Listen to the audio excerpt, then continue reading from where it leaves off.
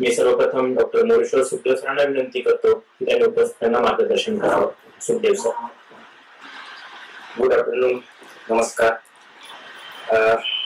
Since the most of the candidates are selected for the banking, I congratulate them for their success in getting the posting in the public sector banks.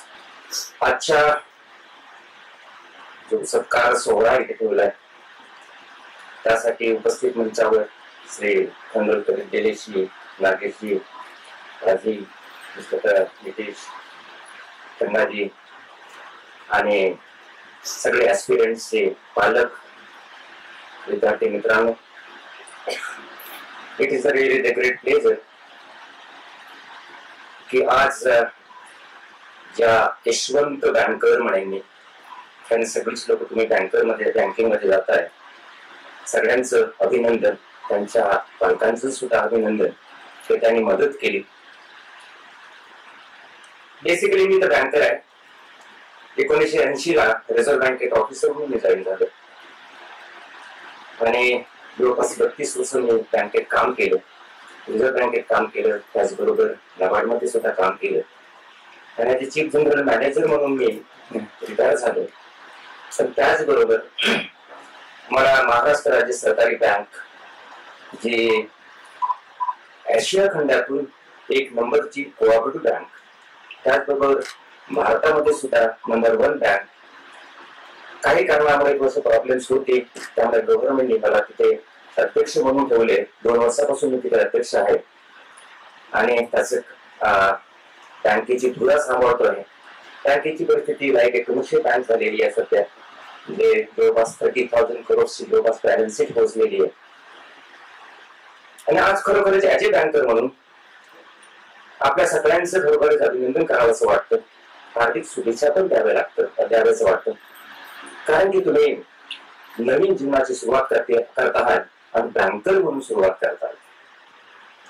32 इयर्सचा अनुभव म्हणा, त्यानंतर बँकेमध्ये काम करत असताना खरोखरच banking क्षेत्र काय ऑपॉर्च्युनिटीज आहेत आणि पुढे बघताना, कॅरियर बघताना तो कुठल्या गोष्टी महत्वाच्या आहेत हा सुद्धा, कारण आता बँकेमध्ये येताना हा विचार करावाच लागतो.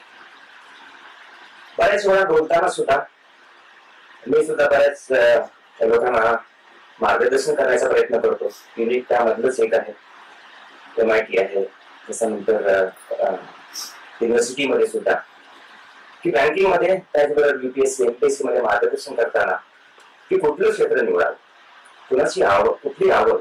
समजा एखाद्या वेळेस जर MPSC मध्ये, राज्य सेवामध्ये किंवा UPSC मध्ये जर झालं नाही सिलेक्शन, तर काय करायचं नंतर. खरोखरच थर्ड सेक्टर म्हणजे काही आपलं फर्स्ट ऍस्पिरंट किंवा प्रायोरिटी ज्याला म्हणतात, त्याला आपण UPSC देतोय, त्याच्यानंतर MPSC देतोय, पण त्याचबरोबर बँक सुद्धा ही फार महत्वाची असते. बँकेचे जरी आता टोटल स्टाफ स्ट्रेंथ पाहिलं तर जवळपास आमच्याकडे एका वेळेस 28 लाख एम्प्लॉईज काम करायचे. आता थोडंसं कमी होत गेलं, बँक बदलतो आहे. पण खरोखरच बँकांमध्ये मी जेव्हा बँकेमध्ये जातोय तर मला काय दृष्टिकोनातून बघायला पाहिजे, माझं भविष्य काय असणार. तर बेसिकली 2 भागामध्ये मी वाटतोय असेल की मला आता एज्युकेशन घेतल्यानंतर आपल्या समोर प्रश्न असतोय की मला कुठेतरी नोकरी पाहिजे, म्हणजे एम्प्लॉयमेंट पाहिजे. तर पर्याय आहेत खरं म्हणजे UPSC आहे, MPSC आहे, दुसऱ्या पब्लिक सेक्टर अंडरटेकिंग्स आहेत, प्रायव्हेट पण आहेत, त्याचबरोबर बँकिंग पण आहे. आता तुमचं सिलेक्शन झालं त्यामुळे बँकेमध्ये तुम्ही प्रोबेशनरी ऑफिसर्स म्हणून जाता आहेत खरं म्हणजे, आणि तेही पब्लिक सेक्टर बँकांमध्ये, पब्लिक म्हणजे गव्हर्नमेंटचं बँक म्हणतोय आपण. आणि त्याला सुद्धा एक महत्व असतं, त्याचं एक प्रेस्टीज आहे खरं म्हणजे. मला सुद्धा बऱ्याच आता सिलेक्टेड झालेल्या कॅन्डिडेट्स बरोबर मॉक इंटरव्ह्यू मध्ये सुद्धा बऱ्याच वर्षी भेटलं, त्यावेळेस सुद्धा माझे काही ओपिनियन्स किंवा फीडबॅक देण्याचा प्रयत्न केला खरं म्हणजे. त्यावेळेस तुम्ही जे आपले अनुभव इथे सांगितले ते अनुभव तुमच्या प्रिपरेशन साठी, पण तयार झाल्यानंतर एक वेळा बँकेत गेल्यानंतर काय, हा महत्वाचा प्रश्न. पण त्यात होतो माझा सगळ्यात महत्वाचा प्रश्न सुटला असेल तो प्रश्न आहे माझा एम्प्लॉयमेंटचा, नोकरीचा. कारण कुठेतरी मला पाहिजे, चांगल्या ठिकाणी पाहिजे. आवड म्हणजे एक सिलेक्शन म्हटलं प्रायोरिटी पाहिजे तर बँक चांगलं आहे खरं म्हणजे. तर फर्स्ट माझ्या आजच्या दृष्टिकोनातून जर विचार केला सगळ्याच पर्यंत तर फर्स्ट माझं संपलं ते एम्प्लॉयमेंट मिळालं आणि तेही पब्लिक सेक्टर बँकांमध्ये. पुढे भविष्य काय असणार नंतर सांगतोय त्यातलं. दुसरं मला काय होतं की मला प्रेस्टीज बघितलं बँकेत जायचं याच होतीचं प्रेस्टीज. आता प्रेस्टीज मध्ये परवा मला एका फोन आलाय की माझं सिलेक्शन रिझर्व्ह बँकेच्या असिस्टंट साठी झालं, त्याचबरोबर माझं सिलेक्शन हे बँक ऑफ इंडियाच्या प्रोबेशनरी साठी सुद्धा झालंय. कुठला मार्ग नाही, कुठली पोस्टिंग आहे, दोन्ही पोस्टिंग आहेत. तर एकाने सांगितलं तुमचे 6 पोस्टिंग तुम्हाला क्लिअर केलेले आहेत. त्याप्रमाणे असं आहे किंवा प्रिपरेशन करतोय आपल्या हातात वेगवेगळे पर्याय असतात आणि आहेत. त्यामुळे मला म्हटलं की रिझर्व्ह बँकेचं असिस्टंट आहे, दुसरं माझ्या हातामध्ये बँक ऑफ इंडियाचं माझं प्रोबेशनरी ऑफिसर्स म्हणून आहे, मला तुम्ही काय सजेशन देणार. आता फार मोठा कठीण प्रश्न खरं म्हणजे जर नुसतं प्रेस्टीज म्हणून जर विचार करायचा झाला तर मी रिझर्व्ह बँक करेन, कारण मी रिझर्व्ह बँकेचा आहे म्हणून असं नाही, तर रिझर्व्ह बँकेची एक प्रेस्टीज आहे म्हणून. तर त्यामुळे मला प्रेस्टीज म्हणून जातात. पण कॅरियर म्हणून जर बघायचं झालं तर definitely I will prefer to go to this bank of India because I am starting the career as an officer. There is a difference between the starting the career as a clerk as well as the officer. Assistant म्हटल्यानंतर file आण, note put up असलेच किंवा कम्प्युटरवर operate करा किंवा काउंटरवर बसा असंच असणार.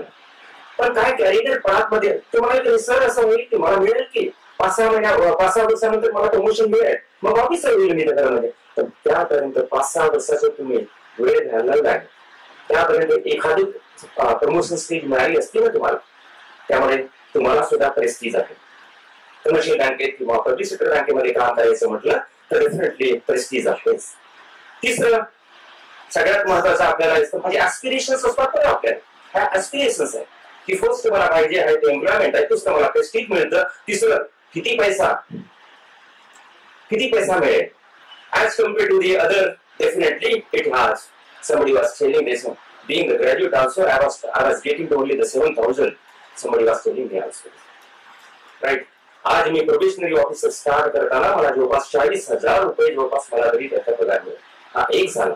पण त्या व्यतिरिक्त राहायला घर, गाडीला पेट्रोल, तुम्हाला पेट्रोल म्हणतात. तर मला एक आश्चर्य वाटेल म्हणजे रिझर्व्ह बँकेमध्ये आम्ही रिझर्व्ह बँकेनं झालेली संस्था आहे की रिझर्व्ह बँकेमध्ये सीजीएम लेवलवर 300 लिटर पेट्रोल प्रत्येकाला मिळतं. आता काय करायचं का नुसतं पेट्रोल, पण एक फॅसिलिटी झाली. This is what the facility is. म्हणजे आता असा विचार करायचा जर झाला तर खरं म्हणजे there are lot of facilities for that officer म्हणून. म्हणजे मनीच्या बाबतीत मला नाही वाटत as compared to the other banking other industries you are less. Definitely you are the better one also. सगळ्यात महत्वाचा प्रश्न आपण सिलेक्शन करताना किंवा आपलं कॅरियर करताना किंवा आपण पुढल्या जीवनाची आपण सुरुवात करताना मला सगळ्यात प्रश्न पडतोय व्हॉट इज माय कॅरियर, कुठपर्यंत जाणार. Really this is what you are starting now. मला वाटतं की सगळे लोक तुम्ही जवळपास I think they are below the 30 25च्या अगोदर जे झालेले असतील तर कमर्शियल बँकांमध्ये State Bank of India definitely GM level तिथं पोहोचणारच की तुम्ही. GM level is the really the big position in the commercial bank. त्याच्यानंतर ईडी असतात, त्याच्यानंतर चेअरमन वगैरे असतात. पण जीएम म्हटल्यानंतर यस स्टेट बँक ऑफ इंडियाला सीजीएम वगैरे असतात, त्यांचे हेड वगैरे डिफरंट पॅटर्न असतात. पण आता जेवढं काही तुम्ही बघितलं आहे तर तुम्हाला कॅरियर म्हणून फर्स्ट येतोय की मी कुठपर्यंत पोहोचणार, what is my path, what is my role, where I can stand. मी स्टार्ट करताना मी कधी विचार केला नव्हता. मला वाटलं होतं की जीएम पर्यंत मी पोहोचणार, पण सीजीएम पर्यंत पोहोचले मी घरामध्ये. त्याप्रमाणे आपल्या सुद्धा ऍस्पिरेशन्स असतात. पण really there is a good chance for that की तुम्ही आताच मी सांगतोय की तुम्ही जीएम लेवल पर्यंत डेफिनेटली पोहोचताय की मध्ये तुम्हाला कुठे ब्रेक झालं नाही तर प्रत्येक वेळी तुम्हाला त्यातलं क्लिअर करावं लागतं. येस. दुसरा महत्वाचा प्रश्न आहे येस कॅरियरला मी प्रत्येक वेळी बघतो तुम्ही जीएम पर्यंत आतापासून तुम्ही स्वप्न करू शकताय. खरं somebody was telling the aspirations here. मी नंदा कोचरचं विचार अरुंधती भट्टाचार्यांचा विचार, they were also the professional officers. You can also aspire, and that is what the role is. That is what is. मला फर्स्ट मी आमच्याकडचे सगळीच म्हणजे घरातली मंडळी जे आहेत म्हणजे कुटुंब असं म्हणताय, आम्ही 3-4 बँकेत आहोत. माझा धाकटा भाऊ म्हणजे टाटा भाऊ स्टेट बँकेत आहे, अजूनही आहे नाशिकमध्येच स्टेट बँकेत आहे. मी पण रिझर्व्ह बँकेत होतो. माझा कझिन बँक ऑफ महाराष्ट्रामध्ये ही रिटायर्ड आहे डीजीएम. तर आम्ही जवळपास फॅमिलीमधलं बघितलं तर आमचं बँकिंगच पोर्टफोलिओ होतोय. पण त्यात पाहिलं की खरोखरच म्हणजे आपण ज्या पाथनी जी प्रोग्रेसनी आपण समोर जातोय तुम्हाला भविष्य आहे डेफिनेटली. दुसरा मला महत्वाचा प्रश्न येतोय, what is the job satisfaction. एक तर कॅरियर तर मिळालं, पाथ तर आले टीएम पर्यंत, जॉब सॅटिस्फॅक्शन काय, माझं जे गुण आहेत किंवा मला जे बॅकग्राऊंड आहे ते मला कुठपर्यंत वापरता येतात आणि खरोखरच तुम्हाला वापरता येत. काही ठिकाणी असेल की जे नॉलेज असेल ते knowledge exactly it will not be applicable. काही ठिकाणी मी इंटरव्ह्यू घेताना you are the graduate, why I should select you, that is what the questions were asked to some of the candidates also. असं विचारलं होतं त्याला. असं तरी तुमचं नॉलेज आहे, बेसिक नॉलेज तुम्ही सांगताना त्यावेळेस इंटरव्ह्यू साठी सांगितलं की तुम्ही yes I have analytical approach, right. मला त्या अनालिटिकल अप्रोच असल्यामुळे माझे बँकिंगचे ट्रान्झॅक्शन करताना त्याचा उपयोग होईल हे सुद्धा होतं. पण त्याचबरोबर जेव्हा तुम्ही बँकेत जाता डेफिनेटली तुम्ही तुमचं ज्ञान वापरायचं, तुमचं एक्सपर्टाईज वापरायचं, डेफिनेटली स्कोप मिळतं. कारण आत्ताची जी ज्या प्रकारची बँकिंग मी बघे बऱ्याच वेळेस मागच्या वेळेस सुद्धा आम्ही इंटरव्ह्यूला बसताना म्हणजे मॉक इंटरव्ह्यूला बघताना पाहिलं की most of the candidates were from the engineering background. म्हणजे इंटरव्ह्यू घेताना बऱ्याच ठिकाणी जवळपास आतापर्यंत जवळपास नॉट लेस दॅन 60 इंटरव्ह्यूज मी घेतले असतील फॉर द सिनियर लेवल तर ज्युनियर लेवल पासून सगळ्याच ठिकाणी. त्यामुळे आपल्याकडे जे जास्त आता कारण की quantitative aptitude is scoring by the engineering students, okay, पण दुसरे सुद्धा करू शकतात असं नाही करत. त्यामुळे आपलं जे नॉलेज आहे ते नॉलेज सुद्धा आपण युज करू शकतो. येस. तिसरं महत्वाची गोष्ट आहे की how you are enjoying the work is the most important factor. You can reach to that level पण you should enjoy that work also. मला सकाळपासून संध्याकाळपर्यंत बसावं लागतं डेफिनेटली, पण आता कधी कधी मिस्टर नितेश मला 7 वाजेपर्यंत 8 वाजेपर्यंत बसावं लागतं. येस, आणि दिस इज वॉट अ प्रोजेक्ट. मी सुद्धा आज चेअरमन म्हणून 4-5 दिवस मी मुंबईला बसतोय, पण सकाळी 10 वाजून गेल्यानंतर रात्रीच्या 7 वाजता उठतो. अजून मला एवढं काम असतं. येस, पण जे डायरेक्शन द्यायचे ते बघायचं, एनालिटिकल करायचे, अप्रोच करायचं, बिझनेस करायचं असं म्हटलं तर डेफिनेटली ह्या गोष्टी असतातच की त्याला. आणि त्यामुळे आपण जे वर्क करतो त्याला मी एन्जॉय करत असलो तर that is what your satisfaction also. You are moving with your directions. Yes. तिसरं महत्वाचं होतं की मला एक सोशल वर्क सुद्धा करायचं होतं. उदाहरण सांगतोय, पुण्यातलेच माझा एक मित्र विवेकानंद आश्रमामध्ये ते काम करतात. ग्रॅज्युएट असायला पाहिजे, लग्न न करता म्हणजे लग्न करता येत नाही, घरचं सगळं सोडायचं, तर विवेकानंद आश्रम मध्ये त्यांना जायचं जर झालं ओके तर ह्या गोष्टी कराव्या लागतात. रांचीला पोस्टेड होते, पुण्यातले माझे मित्र होते. ते म्हणाले की तुम्ही या एक दिवस. मी रिझर्व्ह बँकेत होतोय, इथेच पुण्यालाच होतो मी कॉलेजला शिकवायला. तेव्हाच म्हणे या आमच्याकडे. तर मी गेलो त्यांच्याकडे. सकाळी 6 वाजता उठलोय आम्ही. स्वतःचा टिफिन घेतला, डबा घेतला आणि आम्ही जवळपास 2 तास झारखंडमध्ये आम्ही गेलो एक ट्रॅव्हल एरियामध्ये. असं बोलता बोलता ते म्हणाले की बघा तुम्ही बँकर म्हणून तुम्ही फार तुम्हाला दोन्ही गोष्टीची ऍडव्हान्टेज आहे. Whereas I have to sacrifice everything, my life, my family, कुटुंब. पण कुणासाठी? त्या सामान्य माणसासाठी, त्याच्या सोशल सामाजिक आणि आर्थिक विकासासाठी. त्याचं उभं तो म्हणे की मला सगळं सोडावं लागलं की मी फॅमिली सोडलं सगळ्या गोष्टी. As a banker you have both the object. Second thing, you can be with your family, and second thing, you can do the social service. लोकांसाठी करू शकतो. And that is what is banking is. ते म्हणाले की तुम्ही तुमच्या family बरोबर राहताय, एवढं घेता, कार घेता, घर घेता, 2-4 घेता, मी काहीच नाही की माझं.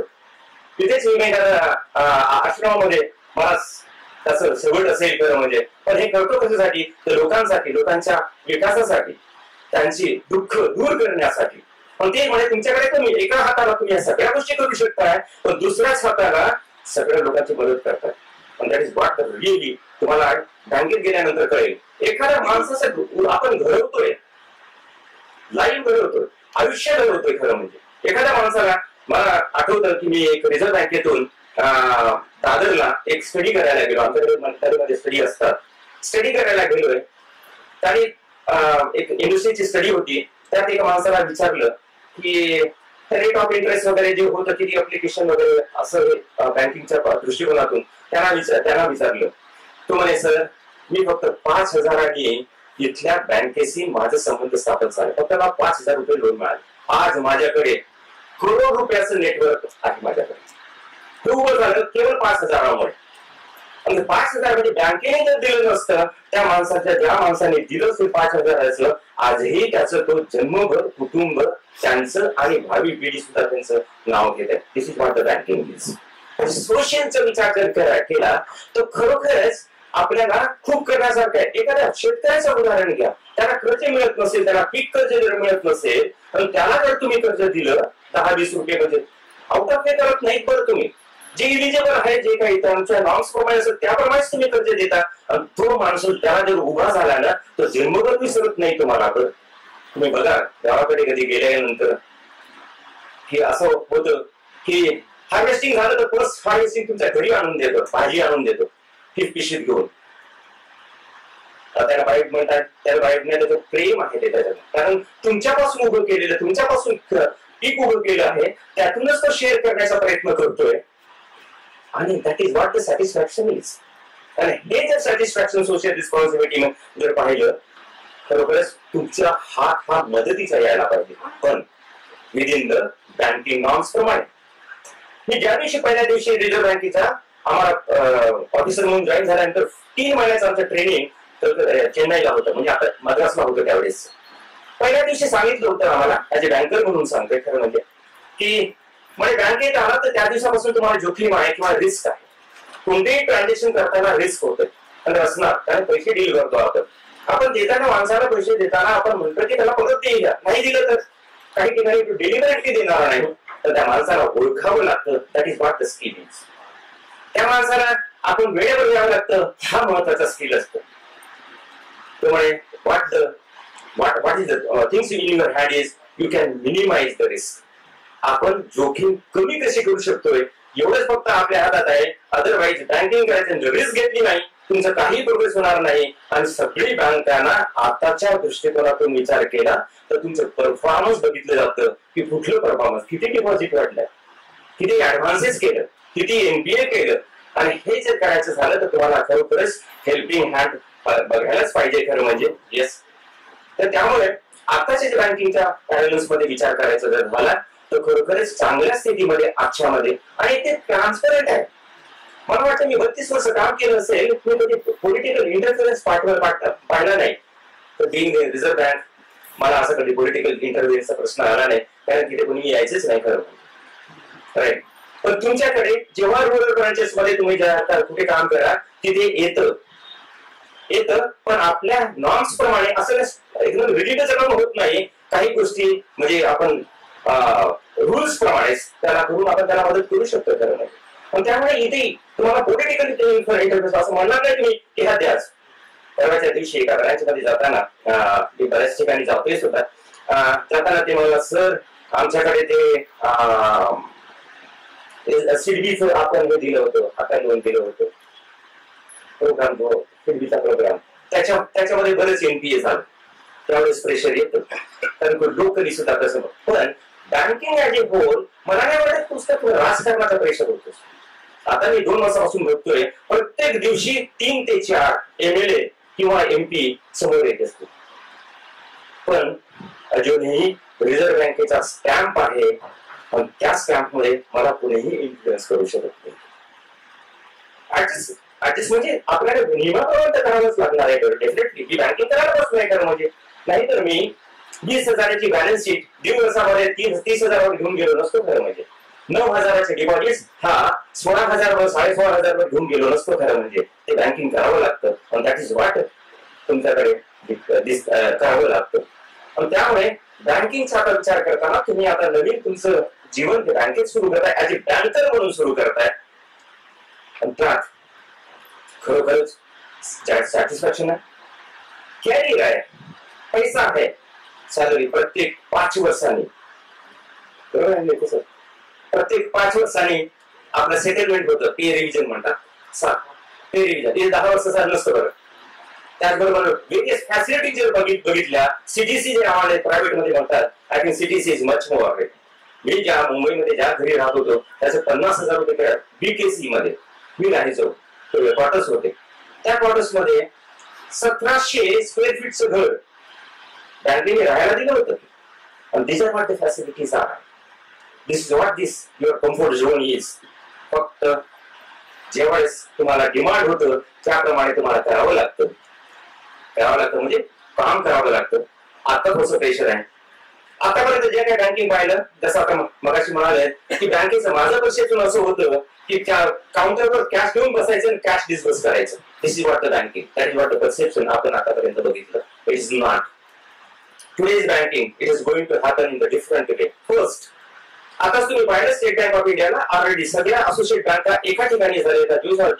जवळपास 22,000 ब्रांचेस झाल्या State Bank of India Maharashtra. 22,000 branches झाल्या. It is really the big bank. What will happen for the public sector banks? 2003 मध्ये रिझर्व्ह बँकेने असा कन्सेप्ट पेपर आणला होता की ह्या ज्या बँकेचं कन्सॉलिडेशन करावं आणि स्ट्रॉंग कराव्या. तुम्ही पाहिलं असेल आताच की त्याला एनपीए वगैरे, तुम्ही सीआरआर वगैरे नंतर गेल्यानंतर कळेल तुम्हाला. खरं म्हणजे त्यात म्हटलं होतं की 1-2 लाख कोटी जवळपास बँकेला इन्फ्यूज करावं लागणार. त्यामुळे भविष्यात असं आहे की definitely it has to be consolidated. होणार, पण तुमचं जॉबला काही प्रश्न होणार नाही. तुम्ही डेफिनेटली आहात, कारण आता तुम्ही सुरुवात करतायत. You have near about 60 years is the retirement as in the banking. 60 वर्षाचं रिटायरमेंट एज असतो. आता जरी 25 वर्षाच्या एज मध्ये तुम्ही जर जॉईन झालात तर 35 years you have at your disposal to grow to the from the probationary officer to the various position. हा जो काळ आहे, ह्या काळामध्ये डेफिनेटली हा बँकेमध्ये बदल होत राहणार. त्याची आपण काही चिंता करायची नाही. ते चिंता करणारे किंवा त्याची काळजी घेणारे गव्हर्नमेंट ऑफ इंडिया असणार किंवा टॉप लेवल असणार. मला जे पाहिजे आता ज्या प्रकारची बँकिंग बदलत आहे, डिजिटल बँकिंग म्हणा की उद्या मला सुद्धा आहे की since last 2 years I have not visited the branch, पण ट्रान्झॅक्शन करतोय की डिजिटल ट्रान्झॅक्शन्स म्हणा, एनईएफटी म्हणा, ट्रान्सफर म्हणा, फंड ट्रान्सफर म्हणा, घरच्या घरून बिलाचं पेमेंट करतोय. ह्या सगळ्या गोष्टी आता बदलत आहेत. त्यामुळे जे आम्ही जे पाहिलेलं होतं त्यामध्ये बरेच बदल होणार आहेत. आणि हे डिजिटल बँकिंग म्हणा किंवा आयटी बेस टेक्नॉलॉजीच्या बेसवर तुमचं बँकिंग येणार आणि त्यामध्ये खरोखर तुमचं कॅरियर आहे. Being professional background in the education particularly from the definitely we have the scope. तरी आपण माणसं पाहिजे की बँकेत पाहिजे. आणि त्यामुळे तुमचा उपयोग, तुमच्या ज्ञानाचा उपयोग त्यामध्ये डेफिनेटली करता येईल. आणि त्यातूनच खरं म्हणजे आपल्याला भविष्य घडता येईल. तुम्हा सगळ्यांना भावी कॅरियर साठी हार्दिक शुभेच्छा. तुमच्या कुटुंबाला सुद्धा त्याबरोबर शुभेच्छा. कुटुंबाला सुद्धा बरोबर राहतात. वडिलांसाठी सुद्धा रिटायरमेंट झाल्यानंतर सुद्धा एलएफसी घेता येतं की, म्हणजे 2 वर्षातून कमी कमी कुठेतरी 4 दाम दाखवता येईल. नाही 4 दाम नाही, दुसऱ्या गोष्टी पण बघत नाही. येस, तर दाखवता येईल. येस, वडिलांना बरोबर ठेवता येईल. त्यांचे मेडिकलचा खर्च सुद्धा बँक देतं. राईट, बऱ्याच गोष्टी आहेत खरं म्हणजे. तर आपल्याकडे आपण जे आता सुरुवात करतो कॅरियर म्हणून मी बघतोय खरं म्हणजे ऍट प्रेझेंट पैसा मिळतो, फार मिळणारच. काम करतोय तर डेफिनेटली पैसा मिळणार, पण मी कॅरियर म्हणून बघतोय. Yes, I should see that also की कुठे मी पोहोचणार आहे, पण त्यासाठी प्रयत्न करावा लागणार. मी बऱ्याच ठिकाणी असं मदत करता म्हणजे गाईड करताना इव्हन प्रमोशन्स वगैरे मध्ये सुद्धा असं होतं. पाहिजे असतं कुठे कुठे आपल्याला त्याबद्दल गायडन्स पाहिजे असतं. तर कुठले एक्झाम मला सांगतोय की नितीशना, ज्यांना माहित असेल नितीशना, की बँकेत जॉईन झालं, रिझर्व्ह बँकेत जॉईन झाल्यावर मला एकाने सांगितलं की तुम्ही आता बँकेची एक्झाम पास करा. प्रोफेशनल एक्झाम असतात त्याला सीएबी म्हणतात, की जेआयबी म्हणतात आता नंतर सीएबी. You do it. काय मिळेल त्याच्याने? अरे 2 इन्क्रीमेंट, 2000चा इन्क्रीमेंट झालेला आहे. 2,000 रुपये ऍडिशनल वाढतात तुम्हाला. प्रोफेशनल आपण करत राहायचं, इम्प्रूव्ह करत राहायचं, वाचत राहायचं. वाचण्याची सवय आहे, तोडू नका, वाचत राहा. ज्या क्षेत्रात काम करताय तिथे डेफिनेटली या प्रकारचं काम करा. येस, हे तुम्हाला सगळ्यांना खरोखरच हार्दिक शुभेच्छा पुढच्या तुमच्या कॅरियरसाठी. ऍस्पिरंट जी बसलेली आहे, खरं म्हणजे बऱ्याच वेळेस आपण त्याला सांगतो what is to be preparation. एखाद्या सांगितलं it is not very difficult and really it is not very difficult also. काय पाहिजे खरं म्हणजे 6 महिन्याचा अभ्यास, पण चिकाटी, डेडिकेशन, टाइम फ्रेम, मग तुमचं पेपर सॉल्व्ह करणं. पण त्या प्रकारे युनिक करतच आहे की मी त्यांच्या बरोबर बरोबर. मागच्या इंटरव्ह्यूला सुद्धा मला जेव्हा वेळ होता खरं म्हणजे मी 5 दिवस बाहेरच असतो, शनिवारी रविवारी कुठेतरी असतो, इथे सुद्धा बऱ्याच मीटिंग वगैरे असतात. आताच लगेच 12:30ला जाऊन कुठेतरी 3 वाजता 3:30ला एक मीटिंग अटेंड करायची मुंबईला. तर ह्या प्रकारच्या याच्यामध्ये मी सुद्धा कधी कधी येत असतो, जेव्हा वेळ मिळत असतो त्यावेळेस डेफिनेटली मी शेअर करायचा प्रयत्न करतोय आपल्या बरोबर माझं एक्सपिरियन्स इन द बँकिंग मधलं, आणि ज्या लेवलवर आम्ही आमचं कॅरियर केलं. It is really the big career. म्हणजे चेअरमन, बँकेचा चेअरमन एका ठिकाणी वसंतदादासारखे चेअरमन होते त्या ठिकाणी. असल्या प्रकारची तीच पोझिशन आपण होल्ड करतो आहे. आणि त्यामध्ये एक स्टार्ट जे केलेलं आहे ते स्टार्ट खरोखरच प्रोग्रेस म्हणून करा, कॅरियर म्हणून करा. You will definitely get the success. All the best for your future career. धन्यवाद. Thank you so much sir. आपण बँकिंग आणि वित्तीय क्षेत्राची जी काही सद्यस्थिती मांडली आणि आपले अनुभव सांगितले ते सर्वांना निश्चितच मार्गदर्शक ठरतील. आणि तुम्ही जो वेळात वेळ काढून आमच्यासाठी देतात तो असाच देत राहा अशी मी आपल्याला विनंती करतो.